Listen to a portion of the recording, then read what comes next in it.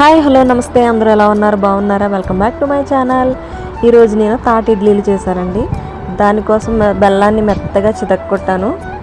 తరువాత తాటి గుజ్జులోకి కొబ్బరి కూరు, బెల్లం, తరువాత దానికి సరిపడనంత నూక వేసుకోవాలి. నూక కొలతంటూ ఏముండదండి, గుజ్జుకు సరిపడా నూక వేసుకోవడమే. తర్వాత దాన్ని రౌండ్గా చేసుకుని ఇడ్లీ గిన్నెల్లో ఇడ్లీలా వేసుకోవాలి.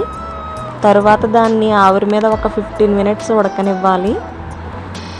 ఇడ్లీ ఉడికిందో లేదో మధ్యలో ఒకసారి చెక్ చేసుకోవాలండి. ఉడకకపోతే ఇంకొక 2 మినిట్స్ ఉంచాలి. తర్వాత దింపేసుకుని సర్వ్ చేసుకోవడమే. ఇడ్లీ రెడీ. తర్వాత మిగిలిన దాంతో అట్టు కూడా వేసాను నేను. ఒక చేత్తో వీడియో తీస్తూ ఒక చేత్తో అరటాకు పెడుతున్నాను, అందుకే అలా వచ్చింది. ఇడ్లీ అయితే రెడీ అయిపోయిందండి. టేస్ట్ చాలా బాగుంది. వీడియోస్ చూస్తున్నారు కానీ సబ్స్క్రైబ్ చేసుకోవట్లేదండి, చేసుకోండి please. Thanks for watching. Bye bye.